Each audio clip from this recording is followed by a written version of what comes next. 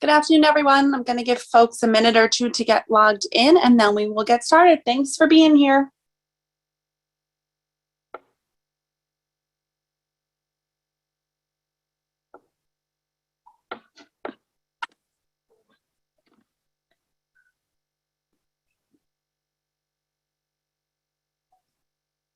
All right, good afternoon.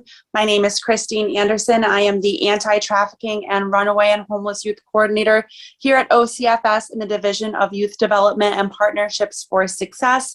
In that role, I serve as the program manager for the Safe Harbor New York program, and that's what allows me to be here with all of you on day 4 of our 6th annual Anti-Trafficking Summit. Again, thank you all for being here today. A few quick housekeeping items. As you know, this has been a week-long event. We have today's session that you're at right now, a session today at 2:30, and then tomorrow there is a session at 12:30. Zoom links for those of you who registered for those sessions have already been sent out. So if you have not yet received your Zoom link for a session in which you registered for, please reach out to one of us and let us know, and we will get that to you. If you encounter any IT issues during the presentation, you can email info@welfareresearch.org and help will be sent your way as soon as possible. If you still have access to the chat during the presentation while you're experiencing IT issues, you can throw a note in the chat or use the raise your hand icon and one of us will assist you as best as we can. All of our presentations are being recorded and will be posted in both HSLC as well as our OCFS YouTube channel a few weeks after the event, so please give us time to do that. They are available for future viewing. Certificates, those are issued after Summit by request only. If you'd like a certificate of attendance, please email humantrafficking@ocfs.ny.gov, and I will put that in the chat with a request for your certificate. And in that request, please include which sessions you attended so we can make sure your certificate is accurate. Again, I just want to reiterate, certificates are not issued until after all of Summit is completed. Please give us a week or two to get that out, and we promise you will get it as soon as we can get to those. Next week, we will also be sending out a post-Summit survey. Please use that opportunity to provide feedback because we do incorporate it into future trainings and webinars. Lastly, all of our participants are automatically muted upon entry during the presentation. All of our amazing presenters have about 45 minutes of content, and we have allowed time after for question and answers. If you have a question or a comment during your presentation, you can look to the right-hand corner of your screen and you will see the chat box. Please ensure that your chat is directed to the host and panelists so we can see it. We will not get to questions until the end, but you can put your question in there at any time. If for some reason we do not get to your question or we miss it, we do have access to the chat after presentations are closed, and we will get you an answer from the presenter as soon as we can. With all of that said, I would like to take a moment to introduce this afternoon's presenters. Our first presenter is Hannah Holden from the Erie County Department of Social Services, where she is the community coordinator. She holds an MBA from Canisius College. I'm sure I said that wrong, Hannah. I'm so sorry. And she is an NCWWI scholar in the MSW program at the University of Buffalo, and also a PhD candidate in political science at Rutgers University. She co-chairs the Erie County Department of Social Services Minority Representation and Organizational Anti-Racism Action Team, which is tasked with reducing disproportionality in Erie's family well-being with improving the race equity experiences of Erie's Family Wellbeing Task Force. Joining her today is Aaliyah Howard, LMSW, who works as the coordinator for human trafficking programs at the International Institute of Buffalo. She is the Safe Harbor coordinator for Erie County and leads community collaborations focused on identifying needs, gaps in services, and supports for at-risk and trafficked youth. She regularly trains on human trafficking and coordinates service provision for adult and youth survivors in Erie County and across Western New York. I'm very grateful they would both be here with us today. Ladies. Good afternoon. Hi, everyone. Thanks for that introduction, Christine, and thanks to all of you for taking time out of an incredibly busy week to join this conversation with Hannah and myself. a lot of the content that we're going to be presenting and creating space for is such that really discussion makes it much more worthwhile for folks participating. So as we move through, I do encourage folks to respond to discussion questions in the chat box if you're comfortable doing that. If that's not something that you want to do, as we know that these are being recorded, Hannah and I are working to create space through a third platform on menti.com, so we can have some anonymous feedback and folks can ask questions as we're talking this through together. So again, Christine gave us our intros, so let's now see who is in the room with us. Jennifer's going to open us up with a poll just to give Hannah and myself a little bit of a better understanding of who's in the room with us.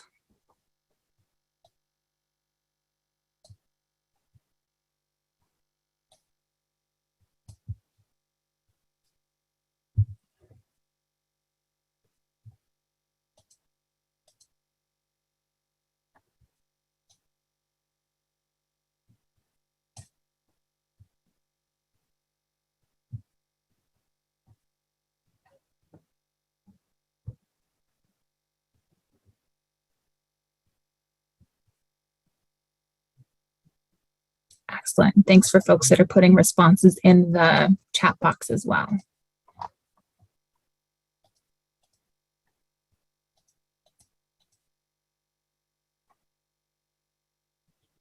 Okay, so about 43% of us or so are with our county's Safe Harbor programs.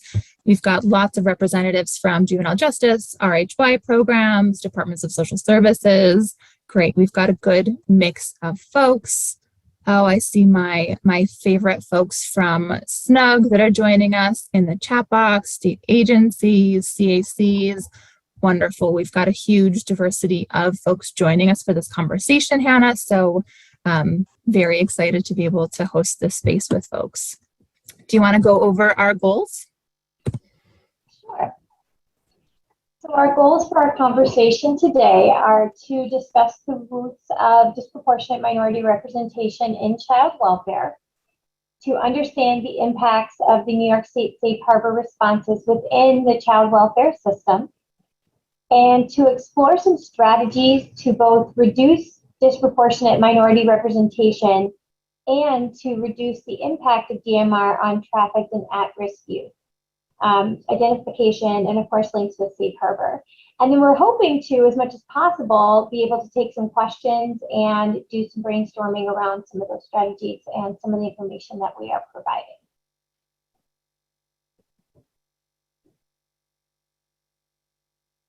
And of course, leave plenty of time for questions. Of course. All right, so I guess we're going to jump right in. It looks like we had a nice representation from what I consider my people, so other folks from the local departments of social services. So some of this may not come as anything but a review for them, but the roots of disproportionate minority representation in the child welfare system really, back at its inception, child welfare really saw itself as responsible for removing poor children from their families. So back in the 1870s, we saw the first orphan trains taking poor urban children from cities and transporting them to families out in rural areas. And that was seen to be a benefit for those children because they were taken away from insalubrious conditions in the cities and poor conditions and taken out to rural areas where they could work on farms and at least have enough to eat, live, and be taken care of. Now, back then, children of color they were largely excluded from the system of care. But back then we did conflate poverty and neglect, even as we were excluding children of color from the system of care. And it took the civil rights movement post-World War II to integrate this system of care and child welfare for children. And then CAPTA in 1974 transitioned child welfare, in the words of child welfare scholar Dorothy Roberts, from a social service system helping needy families to, quote, a child protection system that investigates allegations of abuse and neglect. So we've moved now to a system that is investigating allegations of abuse and neglect, but still largely it's difficult for us to pick apart what is the result of poverty and what is actually the result of neglect.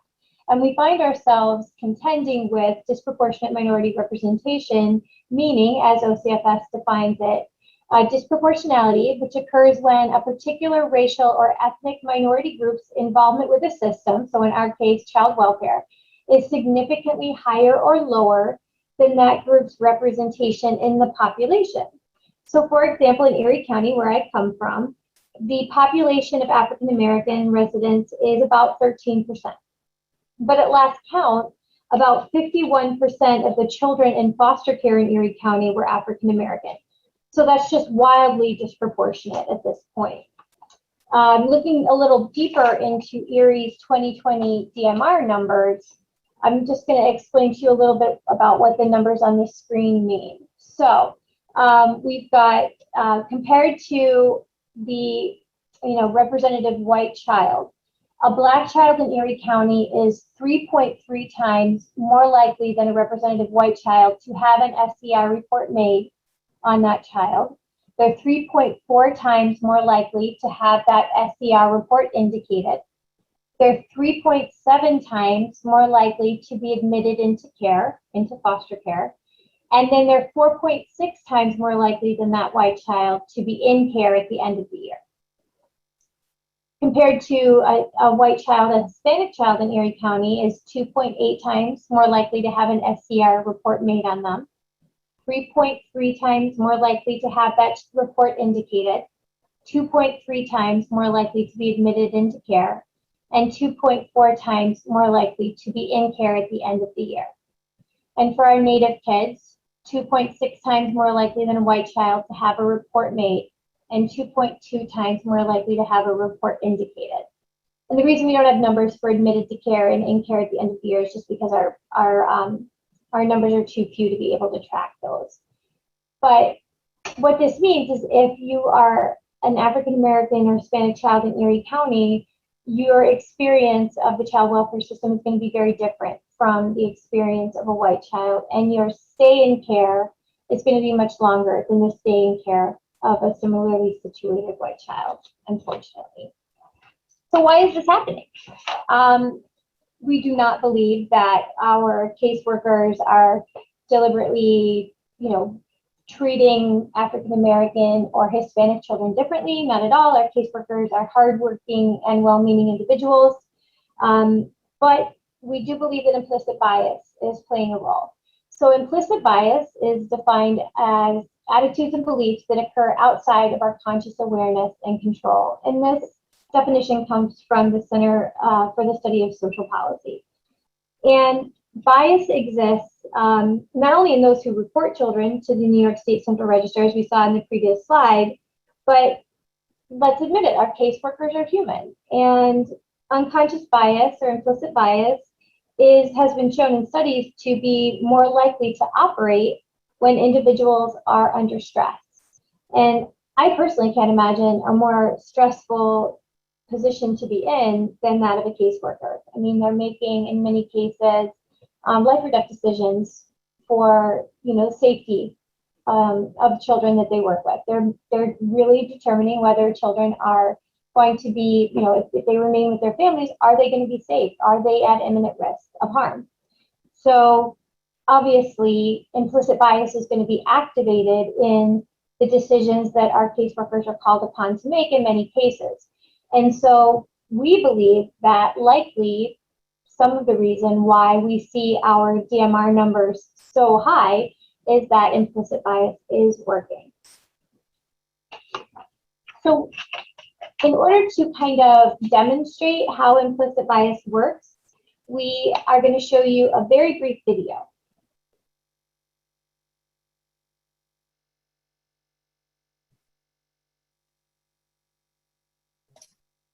It's about 2 minutes long. There is some background kind of mood music, but if you can't hear it too well, you'll still get a good chunk of the content. Thank you.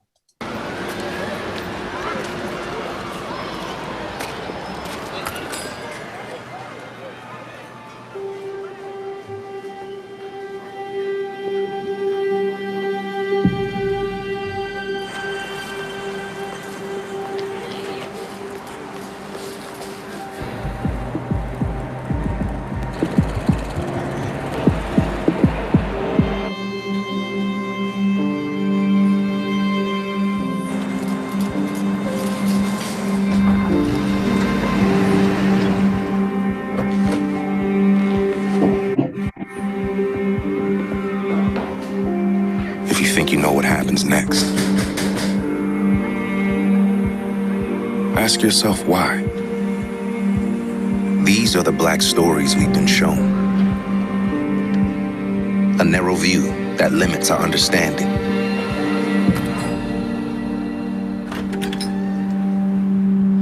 But there's so much more to see.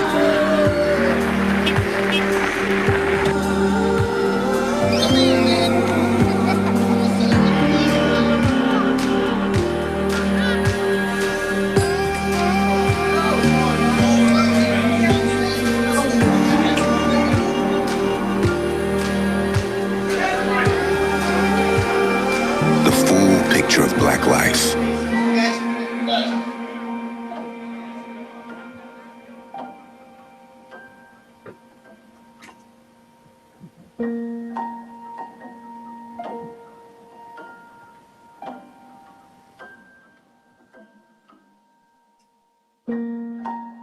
Let's widen the screen so we can widen our view.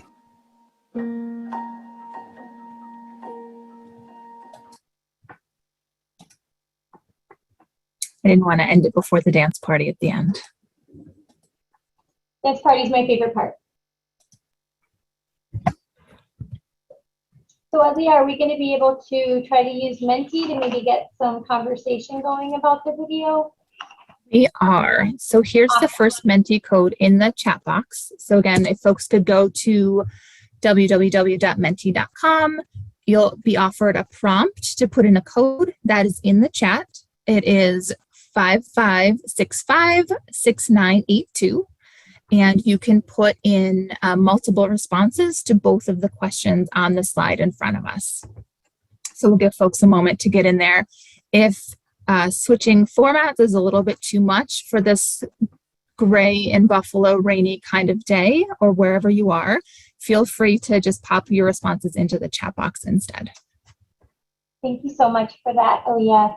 So we were really interested in getting your initial thoughts during the video because we think that the video does a lovely job of demonstrating how those of us who grow up in the United States, in our culture, we're socialized to have certain expectations of a given situation. And we think that this video does a great job of presenting 3 different situations that we're just socialized to expect a certain outcome.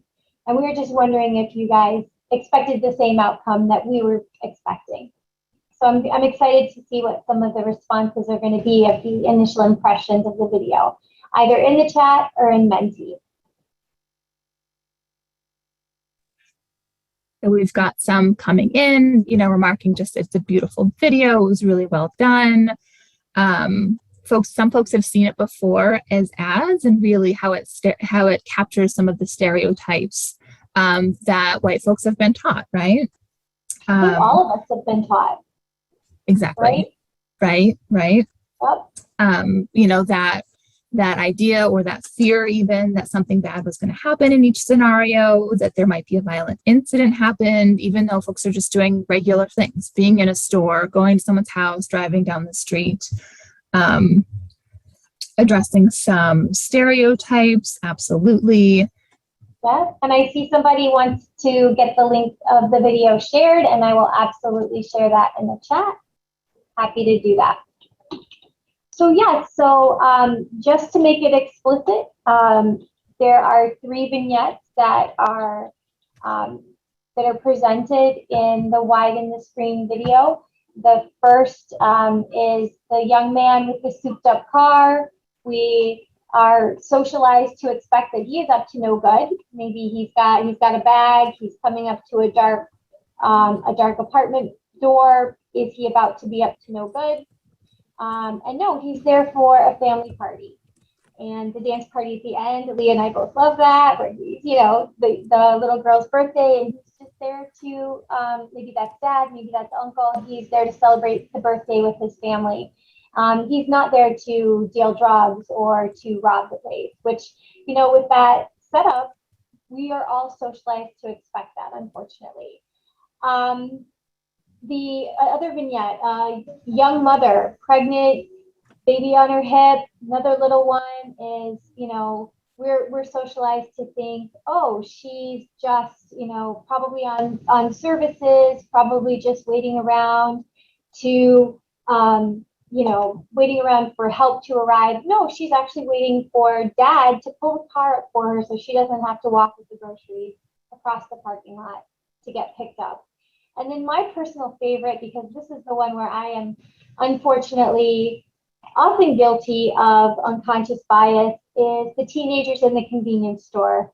I definitely have to check myself with teenagers. As the mother of teenagers, I've always expected them to be up to no good. I have to admit it. And the teenagers are just are they about to try to steal something from the store? You expect that the gentleman behind the counter is kind of keeping an eye on them. No, they're just waiting for their friend to get off work so he can pay for their snacks and they can be on their way.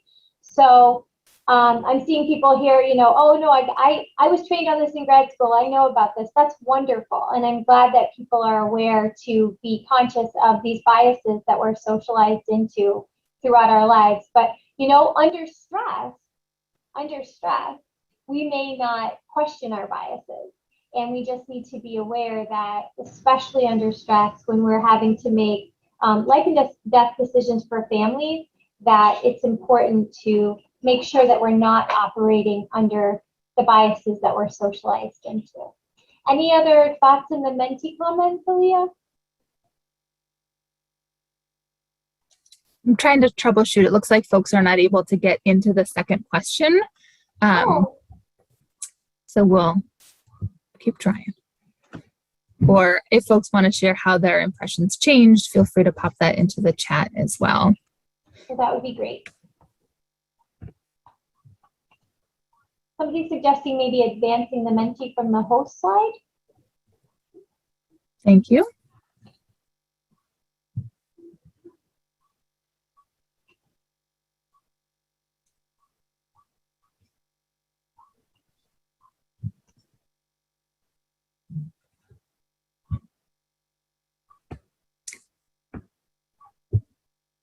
All right, I'll play with it for the next questions that we have over Menti, Hannah, but let's not hold up.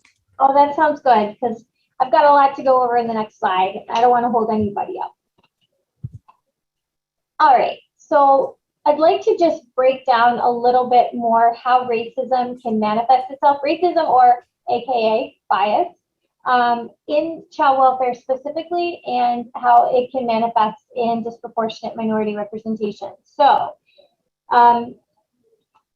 here are 4 different types of racism that we can contend with in child welfare and that we need to be conscious of. So internalized racism is racism that lies within individuals. And I'm going to read you definitions that come from the Center for Racial Justice Innovation.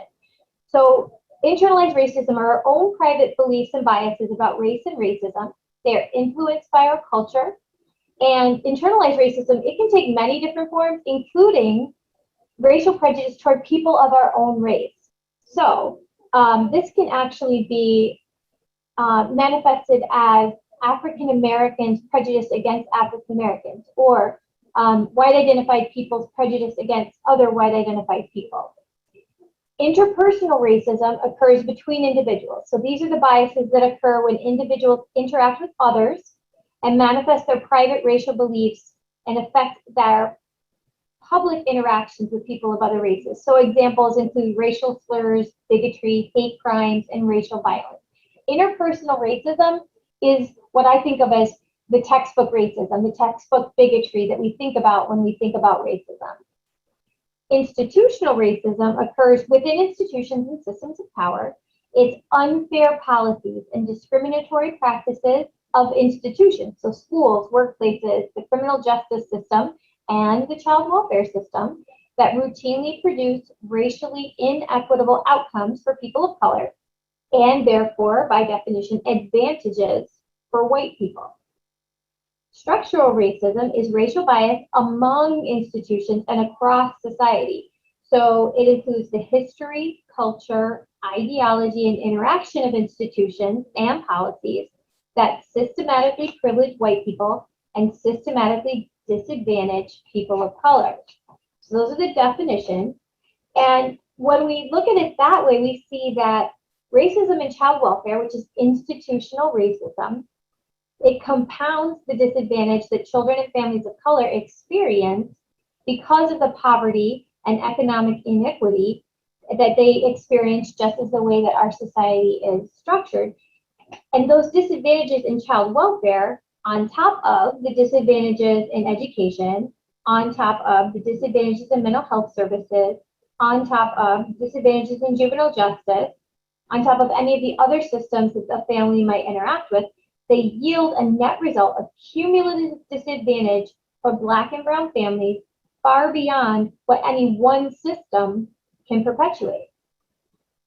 And when we think about this, and we think about the interaction of these systems, so institutionally, those of my compadres here who are working in local departments of social services, we might be carrying out policies and procedures that on their face are perfectly equitable, that don't mention race, but have inequitable impact. We're carrying them out unbeknownst to us. They're having impacts on Black and brown families that are inequitable. And they're interacting in structurally racist ways with other institutions, and they're acting in that compounding effect to disadvantage Black and brown families. And the impacts are, and this is going to lead into what Aaliyah is going to talk about, that we find that surveys have found that nearly 1/3 of homeless youth and well over half of the victims of child trafficking have experiences in foster care. So former foster youth are less likely to be employed, have health insurance, or have a college degree than their peers. So there are follow-on effects of the disproportionate minority representation that's happening in child welfare. And so we want to try to address it. All right.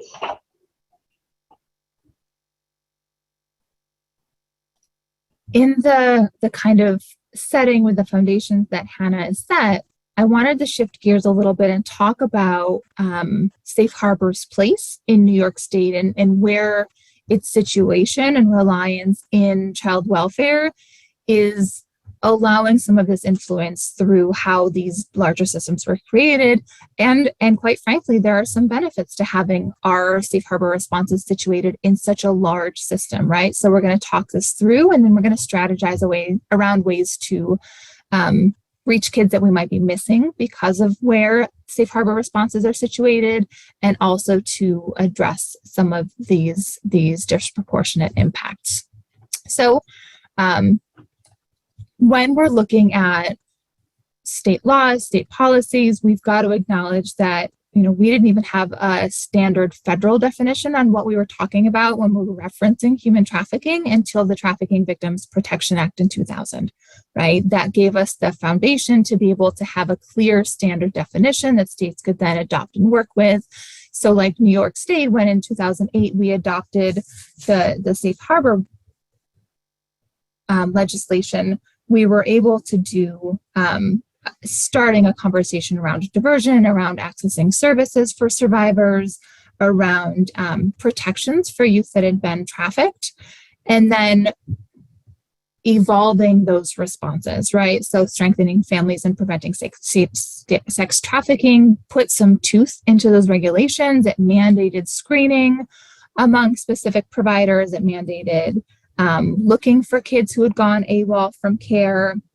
And it really mandated services and referrals to services, right? And then we've got that kind of narrowing that funnel into OCFS's administrative directives, right? OCFS can tell us as local departments of social services or as contracted agencies, here are the ways that screenings have to happen. Here are the ways that we expect this to take place in terms of screening, identification, referrals to services. There's a lot of kind of built-in policies and procedures in this that we're going to speak to in the next minute.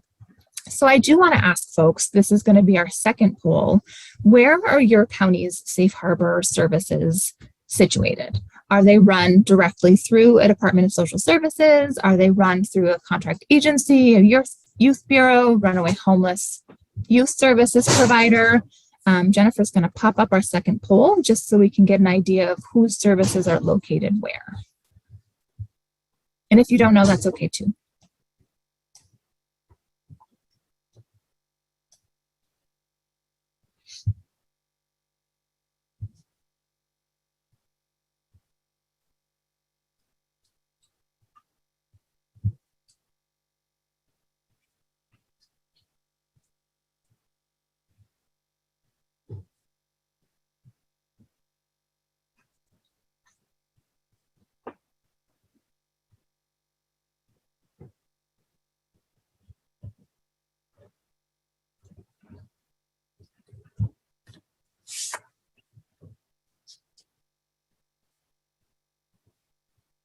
Okay, so about 31% of us said that yes, our county safe harbor response is directly situated within child welfare.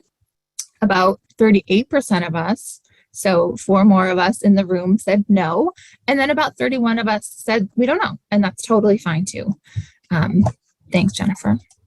So when I look at the safe harbor contact list that OCFS puts out a couple times a year, the vast majority of providers across the state have DSS or social services workers or services be the primary points of contact to link youth who have experienced trafficking or who are at risk of trafficking. Other really common places that these services are situated in are through child advocacy centers, youth bureaus. Some are directly within county services, some are not, and then some of the voluntary agencies. So when Erie County became one of the first 5 kind of pilot safe harbor programs for New York State, the International Institute of Buffalo, where I work, was already doing anti-trafficking work with adults. And so it seemed a natural fit to house those services in our nonprofit rather than building up the infrastructure in a different place.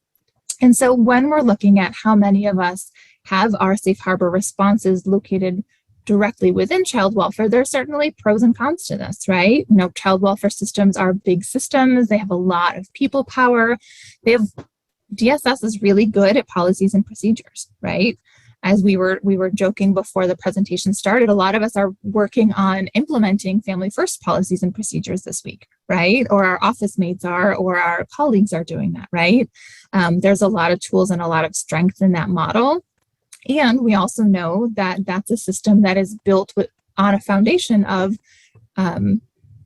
often intentional disparate impacts, right? As Hannah was talking through with folks. And as one of the presenters included one of our partners from Chautauqua the other day in conversation, noting that county systems move slowly, right? When we have to make a transition to services, or when we have to make a transition or a pivot to address a new youth trend or a situation like COVID responses, there are definitely benefits to making sure that we're collaborating and we have more than one tool in our toolbox to address the needs of trafficked and at-risk youth as we're going through this.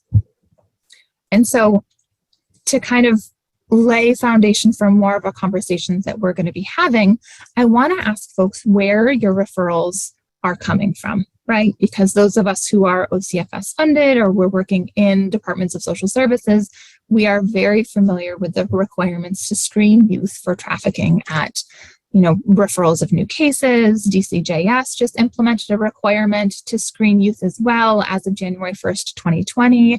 We've got lots and lots of mandated screenings. And so I'd like to get some input from you all in how or if these requirements may be impacting where your referrals are coming from. So if Jennifer, you could open up our third poll. And this is a multiple choice response. So where are most of your referrals coming from? Again, you can pick as many or as few as makes sense to you. And if you have a ton of referrals coming from another location, please feel free to pop that into the chat box as well for us.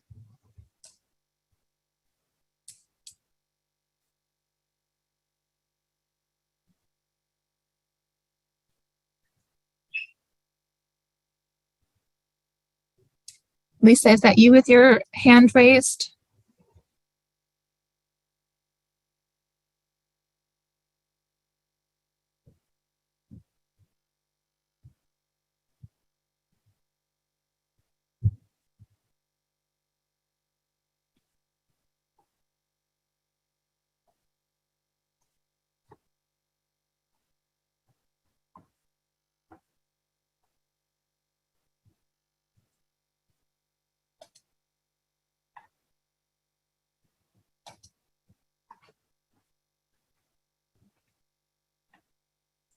Okay. Oh, so check out these results. So 79% of us did say that referrals are coming through from child welfare.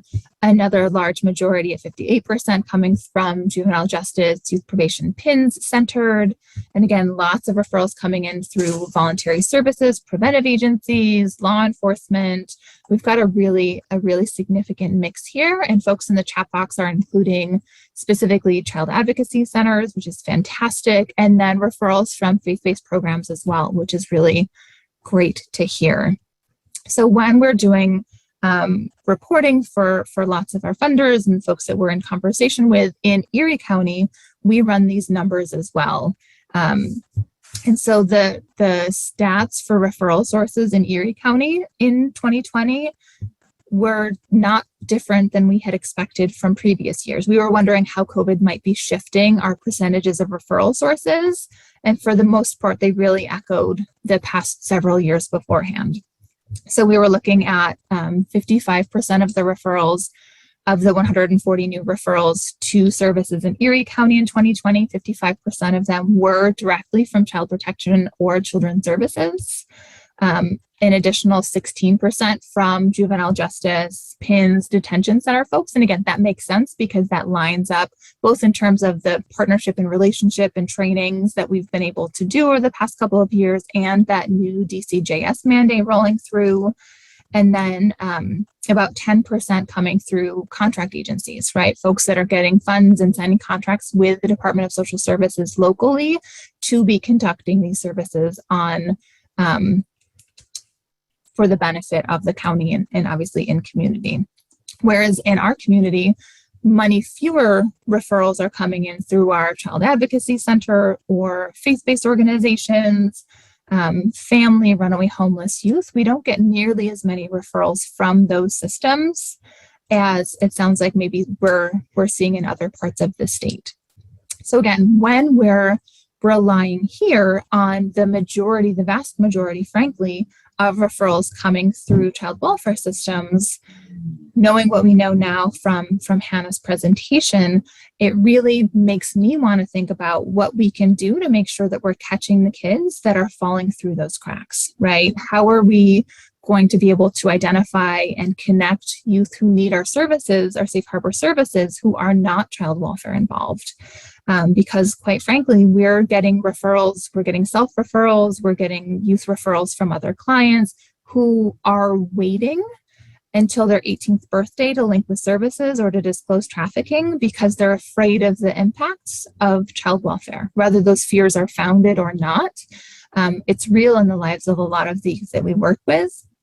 And recognizing, because we work with adult survivors of trafficking as well, many of them are telling us that they experienced trafficking as minors in Erie County and had never been screened or involved or touched those other child welfare systems. So we know that we're missing kids. We know that we have a lot of work to do in how we're closing up some of those gaps. And that's really where we want to transition in terms of having some more of these conversations with folks.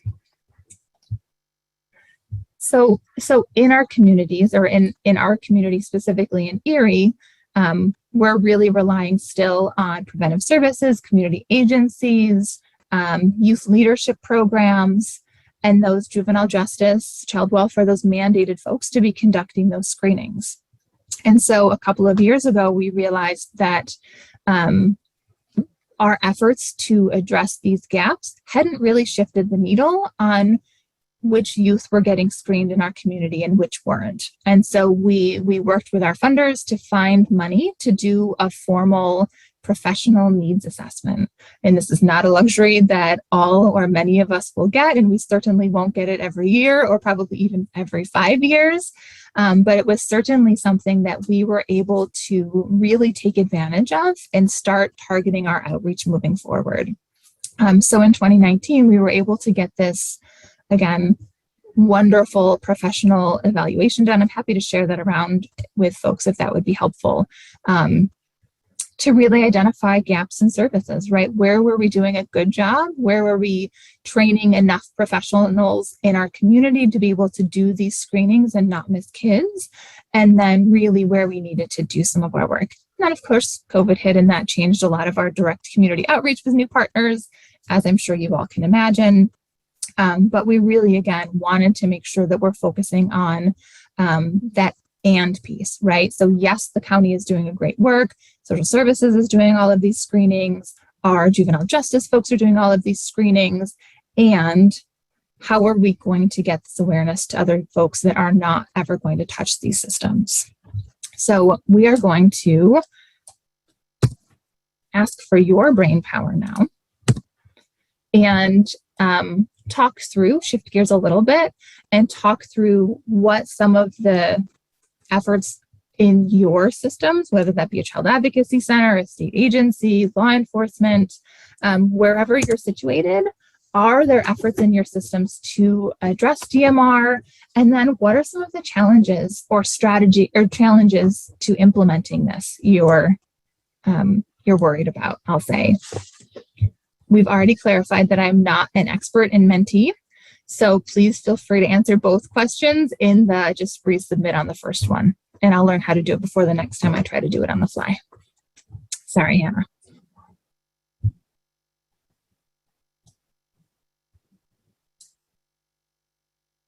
All right, so if folks want to pop their answers into that Mentee box, or again, our chat box is obviously here. You're welcome to use that if you're comfortable with your responses being recorded.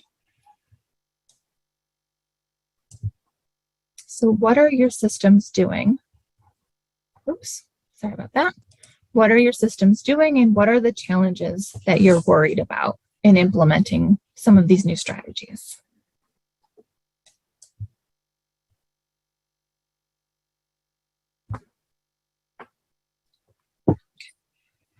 So we've got some brave folks in our Mentee. We've got some responses around blind removals. We've got some folks that are planning around awareness trainings. Hannah, could you speak a little bit to the idea of blind removals for folks that might not be as familiar with that? Sure, absolutely. And we're definitely in New York State, because of an EDM that came out, we should all be working in our local social service districts on implementing blind removals. So the idea is to unburden the decision about whether to remove a child from their family, uncouple it from the idea of implicit bias. So when a caseworker and their supervisor believe that a child may be at imminent risk and may need to be removed from their family environment, they bring the case to a panel of their colleagues. So in Erie, the way that we're doing it is we have 6 titles that make up our blind removal, or in Erie, we're calling it a family wellness intervention because we don't want to presuppose that a removal is going to happen. Family wellness intervention panel. So in Erie, we're doing an attorney, family unification team member, another CPS worker, I'm going to blank on the titles that we have in there. I believe a children's services worker and one of our clinical specialists. And we bring the team together. They're people who've not been consulted on the case at all. And then the caseworker presents the facts of the case, but does not make any reference to gender, race, zip code, socioeconomic status, or any kind of language other than English. So if the family is, immigrant, refugee, or speaks a language other than English, we don't make any reference to that. And in just making a decision about whether or not to, whether the child is at imminent risk, and then if so, what are we going to do next? Are we going to continue to monitor the case? Are we going to put in intensive services? Are we going to make a request for a remand? The panel assists the caseworker and the supervisor in making that decision blind, so without any of those protected categories of information. And we've been doing this, we've been piloting this for about 3 months with a couple of teams, and we're going to be, in the next 3 weeks, we're going to be scaling it up for a couple more teams with the hopes of having the entire department doing it very soon. And we've seen that even though it is a very different way of doing business, and it's, it's been difficult for our caseworkers to not accidentally slip and disclose something, especially around gender. That's been very hard. We found that we are actually seeing fewer children removed. We've seen more children staying with their families with intensive services or with other supports in place. So that's blind removal. Thank you. We've got a lot of responses in the mentee with the very similar frame around education trainings, awareness trainings, diversity training, and really including a whole lots of different pieces of the puzzle in terms of who we want to invite and kind of call in for these training opportunities. So some of the responses include making sure providers, other stakeholders, community partners, everyone who could be involved in youth, right? Youth supports, youth identification are pulled in to these conversations and these trainings. Hannah, are there training curriculum that you're familiar with? Are there specific resources that folks could go to if they're looking for some of those in their communities? I think that's a phenomenal question. And I also love the fact that folks are bringing in community partners and other folks that they partner with to be on the same page, because I think that one of the most important things in this work is just having a shared understanding and a shared vocabulary with the people that you're working with. So I think that's phenomenal. And one of the things that we took advantage of at Erie is OCFS's racial equity and cultural competency training. And we had the benefit of sending most of our staff, not all unfortunately yet, but most of our staff in the Child Welfare Division through the racial equity cultural competency training. It's a 2-day training or 4 half days. So it's a big investment on our part in having that shared understanding and that shared vocabulary. But we felt it was really important that everyone understand the issues at play. And we did some surveying of staff after they had attended the training to get an idea of how effective they found that racial equity cultural competency, or REC training, is what we're calling it for short. And we got a lot of really great feedback from people about how it opened their eyes to some of the things that they had just never heard about before. They've never been conscious of. And it actually accords with some of the information that we had learned about how folks who come from a privileged position aren't aware and haven't had to become aware of the experience of those in a disadvantaged position. And so it was an opportunity for all of us to understand and have a shared understanding of the experiences of the people that we work with. So I would highly recommend that to anyone who has the opportunity to take advantage of OCFS's racial equity and cultural competency training. Okay, so we got a lot of ideas and suggestions to kind of what's going on in folks' home communities or their home systems. We didn't have a whole lot of folks that wanted to speak to some of the challenges that they're worried about. So I want to, again, invite folks, if there are challenges, specific holdups that you want to bring into this space in rolling out some of these reduction strategies, feel free to pop those again into the chat box or into the mentee. I know I can't figure out how to make the second question load, and I don't want to make you watch me figure that out. It's not a great use of your time.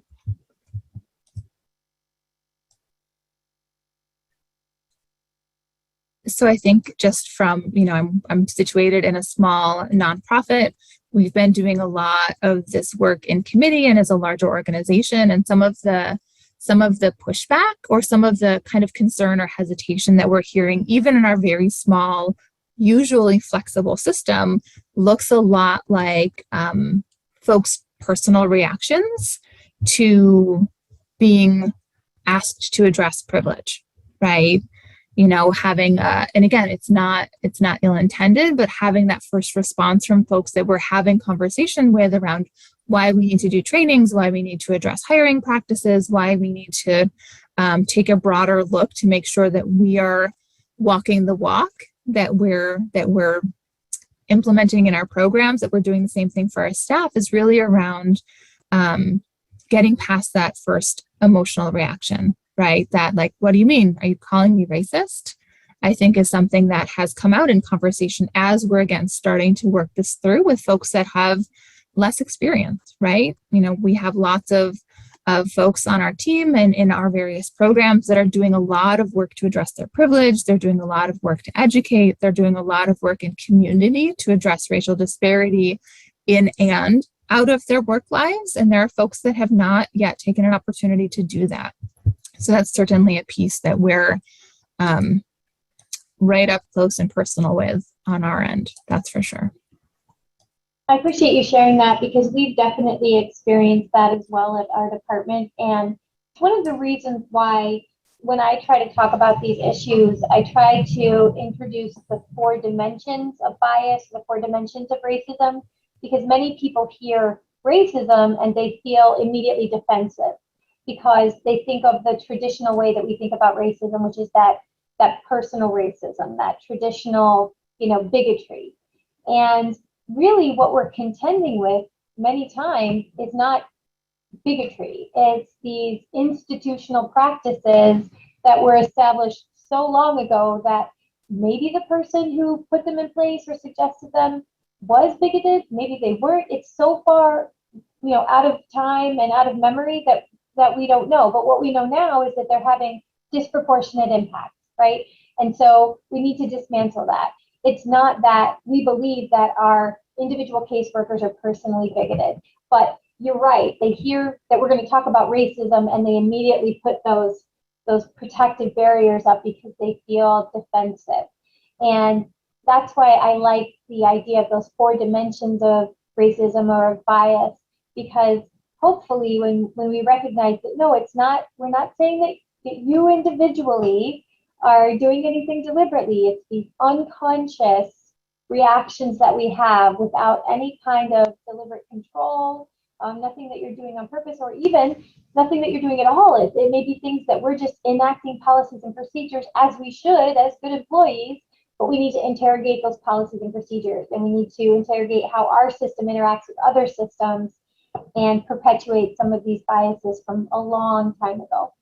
So I really appreciate you sharing that, because sometimes the biggest barrier that we have to overcome is just that defensiveness. Great. Again, thanks for folks that are putting all of their ideas into the chat and into the Menti. We appreciate it. So we do want to kind of switch our gears a little bit and talk specifically around reducing disparate minority impact with trafficked youth and our trafficked youth services specifically, right? So what does DMR mean, both in terms of who our Safe Harbor programs are serving, who we're missing, right? Because again, I can tell you from our data that we're missing folks, and I can echo our survivors' stories and experiences that when they're telling us that we missed them as youth, or they were too afraid to link with our services until their 18th birthday, we've got some gaps, right? And I'm going to go out on a limb not very far and say that we're probably not the only county or the only communities that have room to grow, right? And so feel free again to switch into that third Menti room. I'm sure that I didn't set it up correctly, just like I didn't set it up correctly for the first 2, but please feel free to pop in responses to both, what does DMR mean in terms of who our safe programs are serving, who are we missing, and then what are your strategies? We've got a ton of smart people in the room. You've got tons of ideas. Oh, and of course the voting is closed because you guys have learned already that I'm very new to Menti. Give me a moment, I'll open that up. Thank you, Shannon. And again, what are some of the ideas for how to identify youth and refer youth to services who aren't child welfare involved?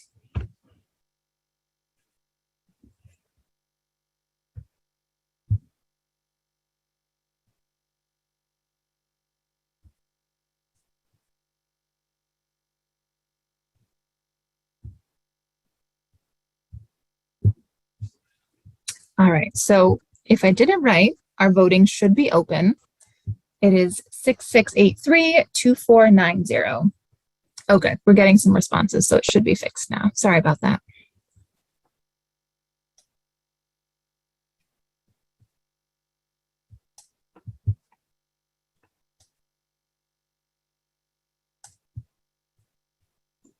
So as folks are typing into their mentees, I'll just share again that, we had the luxury of doing that full needs assessment in 2019. And I absolutely recognize that is a luxury and a privilege to be able to have a professional evaluator step in and offer that for a community and have all of the stakeholders who were interviewed and survivors who were interviewed. I mean, there were a lot of people and a lot of moving pieces involved in that.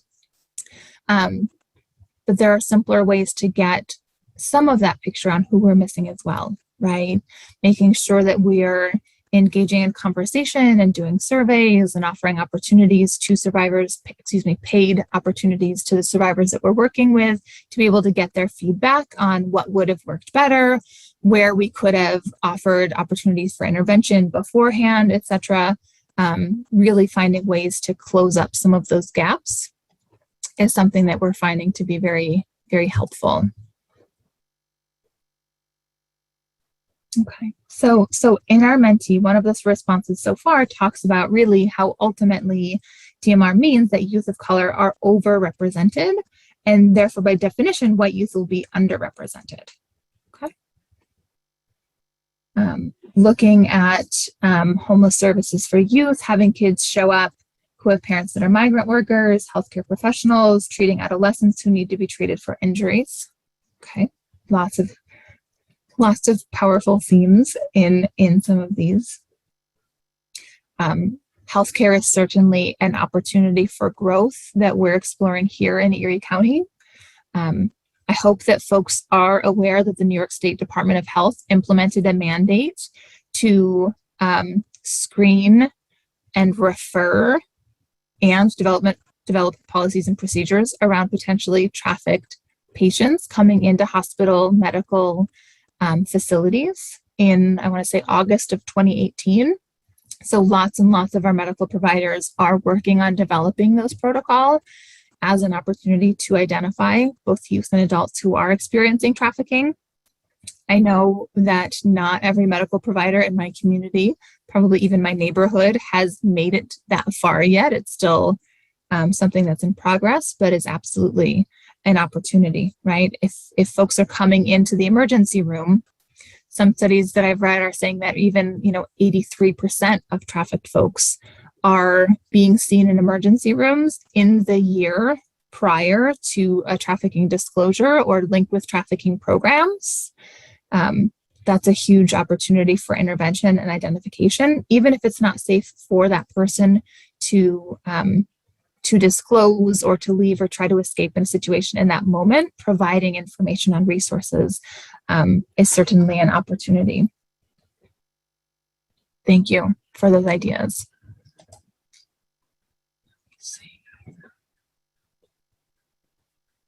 Awesome. Another great suggestion or note in the chat box around shifting the focus away from the perception that trafficking victims are female, right? We've got to make sure that we're broadening our understanding in community that young men, young LGBTQ folks, gender nonconforming, trans folks are being trafficked as well, right? We're serving a significant number of trafficked youth who are male or gender nonconforming, and we're serving a ton of adult male survivors of both labor and sex trafficking as well. So absolutely making sure that as we're conducting this trafficking awareness and education, that we're talking about survivors of all genders, that we're talking about survivors of all countries of origin, right?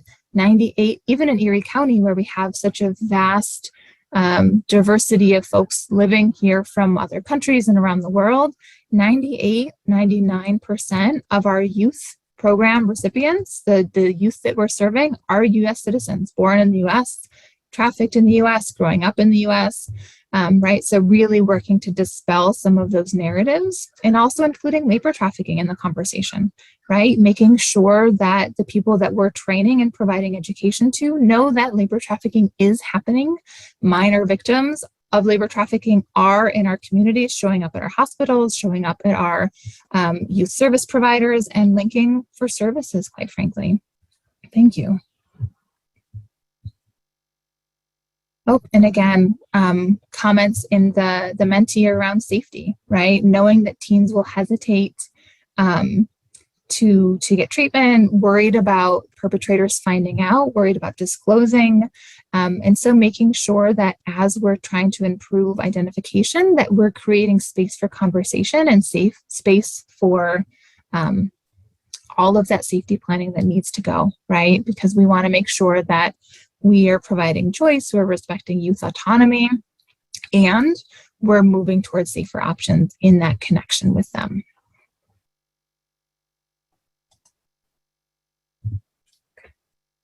Hannah, anything else that you wanted to add on this one? No, I think this was great discussion.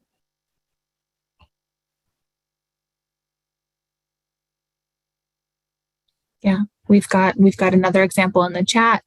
Someone who worked with a 12-year-old 32 years ago, right, who was sexually exploited and exploited for labor in a migrant camp setting, right? And I think that both highlights that labor trafficking is happening with children, especially in our communities, but also highlights that intersection that we haven't talked about in this conversation. You know, we are working with youth who are experiencing sex trafficking and labor trafficking at the same time. We're working with young people who are being labor trafficked, and the force, fraud, and coercion that is that kind of method of exploitation their trafficker is utilizing is sexual violence, right? So we know that there's a significant intersection between the two. Thank you for highlighting that piece as well. All right, so I think that we're ready to transition into questions, right? Sounds good. Great. Thank you both so very much. I just want to remind people that your chat box is in the lower right-hand corner of your screen, I believe, I hope. And please make sure it is directed to hosts and panelists. I have thought so much about what you all have said, and I just want to reiterate that we at OCFS are actively working on ensuring that our forms and policies are really free of any type of bias, and they're equitable, and that they work for all the young people we serve. And we take a lot of pride in that work. And I thought really heavily about something you all said about privilege, and that sometimes we have to remember that in and of itself, excuse me for my lack of verbiage today, can be a bit of a bias, right? You know, because we haven't been exposed to certain things, because we've lived our lives a certain way. You don't know what you don't know until you realize you don't know it.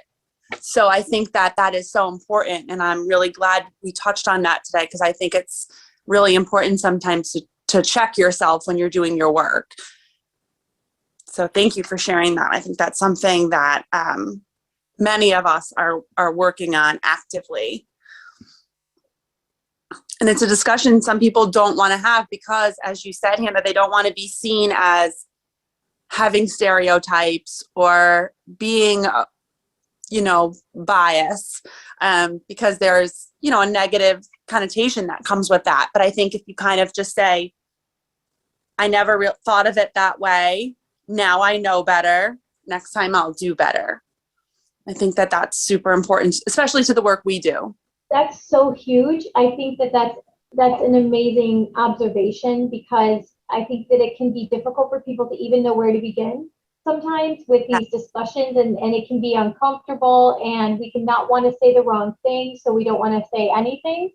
And some great advice that I learned early on in my journey with these issues is, as a white identified person, become comfortable with doing or saying the wrong thing and apologizing and moving on. You're not going to always get it right, but much better than not doing anything is doing your best. And if you do make a mistake, own it, move on, and try again. That's much better than just not attempting to make any change at all. So I think you're absolutely right that I'm really glad you lifted up that point, and I appreciate it. Thank you. I think we tried to address questions as they came through in the chat. I think the one that we missed was around, like, can we share the PowerPoint? And of course, sure. I love easy questions. Yes, materials get disseminated as well. So you guys don't have to worry about that. We will take care of that on our end. Excellent. I will give another minute or so for questions. Hannah and Aaliyah were also kind enough to put the link to that very impactful YouTube video in the chat. So feel free to copy and paste. Oh, we do have a comment from our colleague at DCJS. He states, this is troublesome work, but it must be done. Couldn't agree more. Probably best to warn of the difficulty and just dive in. 1,000,000%. And then there was another comment. For folks who don't know, we identify this as white fragility. It's a great book by Robin DiAngelo. Thank you for that resource. I agree. Actually, I'm watching a show with my daughter on Hulu, and that book itself is mentioned. One of the cast members on the show, she is a young Caucasian female teacher who joins this teaching core program and gets placed in an inner city school and is having a hard time relating to her students of color. And one of her roommates is African American and says, you really need to read this book. I think you'll finally get it. And she reads the book, you know, as is the joy of television, the light bulb goes off and now everything makes sense and she's going to become this amazing educator, which we really hope is the case in reality. I don't know that it really happens in 7 days, but that's the joy of television. And something else I want to bring up is we talked earlier about, you know, this, who are we missing with our safe harbor referrals? And, you know, we watch a lot of television in this house because we were on quarantine for so long, is that actually I felt like we recently watched Grey's Anatomy. And a few seasons ago, there's a trafficking case in Grey's Anatomy. And what I loved about the way it was handled was the trafficking survivor was female, Caucasian, probably about 15 or 16. Her trafficker, who brings her into the emergency room at Grace Sloan Memorial, is a female, Caucasian, looks like her. They appear to be upper middle class. So it kind of, and nobody believes the doctor who says she's being trafficked, because the survivor doesn't fit into what we feel like are the normal stereotypes for young people being trafficked. So I just loved how they took such an important topic and really didn't feed into stereotypes. They really played against it to make a point. So I wish I knew what season I could reference, but I don't. But if you've watched Grey's Anatomy, you know what I'm talking about. Okay, the link to the YouTube video was put back in the chat. I'm going to wrap us up. If you think of something after the fact, feel free to email myself and I will get your question to Aaliyah and Hannah and get you an answer. I want to extend my deepest gratitude to both of you for your time today and sharing your wisdom with us. And thank all of our participants for giving up their time this afternoon to talk about something that's very, very important to the work that we do. I hope you all have a wonderful rest of your day and I hope to see you at 2:30. Thank you, Aaliyah and Hannah. Have a great afternoon, everyone.